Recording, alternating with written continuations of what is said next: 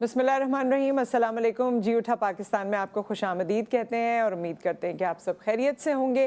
Programme में काफ़ी कुछ आज के लिए हमने जो हमारी कोशिश ये होती है और अल्लाह ताला उसमें हमारी मदद फरमाते हैं, हमारी टीम एफ़र्ट होती है कि हम कोशिश करते हैं कि हर उस चीज़ को एड्रेस किया जाए जो इस वक्त हमारी ज़िंदगियों का और हमारे मुल्क का हिस्सा है, या जिस पे कोई ऐसे निगलेक्टेड एरियाज़ भी हैं जिस पर हमें बात करने की ज़रूरत है। सो वो तमाम चीज़ें होंगी। मैं आपको अभी से बता देना चाहती हूँ कि इन द सेकेंड हाफ़ आज हम बात करेंगे उस बच्चे के हवाले से, उसके वालिद और वालदा के हवाले से, वो जो पिछले दिनों ख़बर आई है जिसमें बाप ने बच्चे को पढ़ाई की वजह से केरोसिन ऑयल डाल के जला दिया, और उसके पस मंज़र में क्या क्या है, उसमें कितनी बात करने की ज़रूरत है। जब मैं ये कहती हूँ तो मेरे दिल के कितने हज़ार टुकड़े होते हैं, कितने लाख टुकड़े होते हैं, लेकिन फिर भी मैं इस प्रोग्राम में इस टॉपिक पे बात करना चाहती हूँ। But that's for the second hour. इसमें आप भी बात कर सकते हैं और हम सब मिल के अपने आप को ऐसे हादसात से बचा सकते हैं आगे आने वाले दिनों के लिए। उसके साथ साथ मैं आपको ये भी बताती चलूँ कि शुरुआत में मुख्तलिफ ऐसी चीज़ें हैं जो निगलेक्टेड एरियाज़ हैं जिसके बारे में हम बात करेंगे, लेकिन पहले हमारी वो स्टोरी जिससे हम आगाज़ करते हैं। लोग बेड टाइम स्टोरीज़ करते हैं, हम मॉर्निंग स्टोरी करते हैं, मीटअप स्टोरी। एक दूर दराज इलाके में दो बच्चे थे, उनकी आपस में बड़ी दोस्ती थी, जिस तरह मोहल्ले में बच्चों की दोस्ती होती है। कोई गांव टाइप का एरिया था। वो वहाँ खेलते होते थे, आपस में मुलाकात होती थी, सब कुछ होता था। एक दफ़ा खेलते खेलते दोनों काफ़ी दूर निकल गए। जब दूर निकल गए तो वहाँ एक कुआं था, उन्होंने कुआं देखा, बच्चे थे ऊपर चढ़ रहे हैं, ये वो खेलते खेलते एक बच्चा कुएं में गिर गया। अब दूसरा बहुत डर गया, वहाँ कोई आसपास नहीं था, जो उनका घर थे या गांव था उससे वो काफ़ी दूर आ गए थे।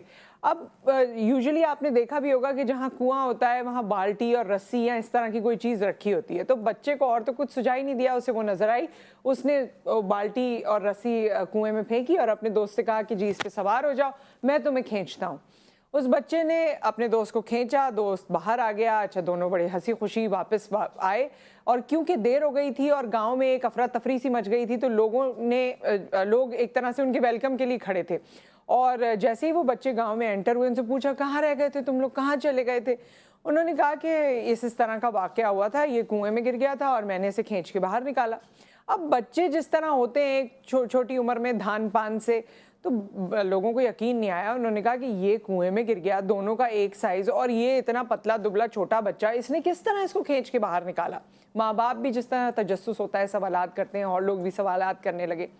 बस एक बुजुर्ग थे जिनको उनकी बात पे यकीन आया, और उन्होंने कहा कि देखो, जब ये दोनों इस मामले में थे ना, अकेले थे, तो जो बच्चा बाहर खींच कर निकाल रहा था उसे किसी ने ये नहीं कहा था कि तुम ये नहीं कर सकते। उसके दिल में ये जज्बा था कि इस वक्त मैं हूं और मेरा दोस्त है और मुझे इसे बाहर निकालना है। उसने वो जिम्मेदारी ली थी, और उस वक्त उसको डिसअपॉइंट करने वाला कोई शख्स वहां पर मौजूद नहीं था, या उसे ये कहने वाला कोई नहीं था कि तुम तो इतने दुबले हो, तुम में तो ताकत नहीं है, तुम इसे कैसे बाहर निकालोगे। ये सारी बातें हमारे मुआशरे में की जाती हैं, जब काम हो नहीं, स्टार्ट भी नहीं हुआ होता, उससे पहले ही हम लोगों को डिस्करेज कर देते हैं।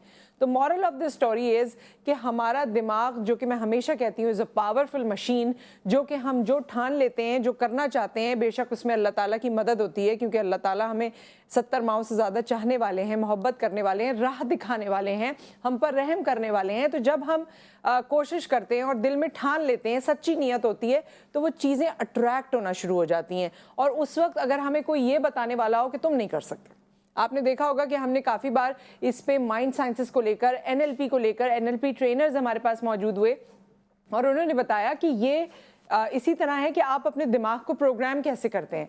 अगर नेगेटिव थॉट है और आपने बना लिया कि मैं ये नहीं कर सकता, तो फिर तो दुनिया आपके साथ लग जाए, आप नहीं कर सकते। But if that's in you, मतलब ये बिल्ट हो गया आप में कि जी ये काम तो मैंने करना ही है, तो फिर आपको कोई उससे हटा नहीं सकता। बस जद्दोजहद की ज़रूरत है और शॉर्टकट लाइफ में कोई नहीं है।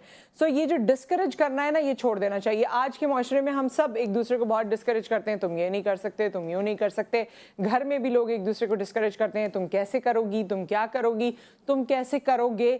हमारे पास ऐसे कैसे करोगे, क्या करोगे, लोग क्या कहेंगे, ये क्या होगा, वो क्या होगा, इन सवालात में ही हम डिस्करेज कर देते हैं। लेकिन जो लोग इस डिस्करेजमेंट और डिसअपॉइंटमेंट से दूर होते हैं और अपनी राह मुतय्यन कर लेते हैं और अपनी राह वो जो एक पाथ है वो गुजार लेते हैं, तो बाद में वही लोग उनसे कहते हैं कि तुमने कैसे किया, हमें भी बताओ, हमारे बच्चों को भी बताओ। So this is very very important. ये छोटी छोटी चीज़ें but they are very important for a better society, और एक जो मजबूत सोसाइटी की हम बात करते हैं या ख्वाब देखते हैं, उसके लिए ये तमाम चीज़ें उसके एलिमेंट्स हैं, उसके एट्रीब्यूट्स हैं जो हमारी सोसाइटी में और लोगों में इनकलकेट होने चाहिए।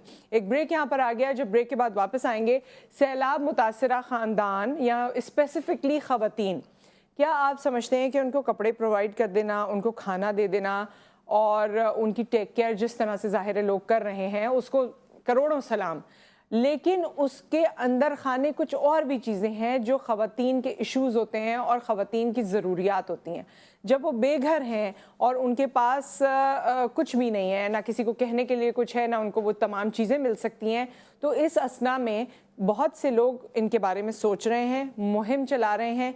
क्या मुहिम है, किस तरह से ख़वातीन को केटर किया जा रहा है, इस पर हम बात करेंगे राइट आफ्टर दिस ब्रेक।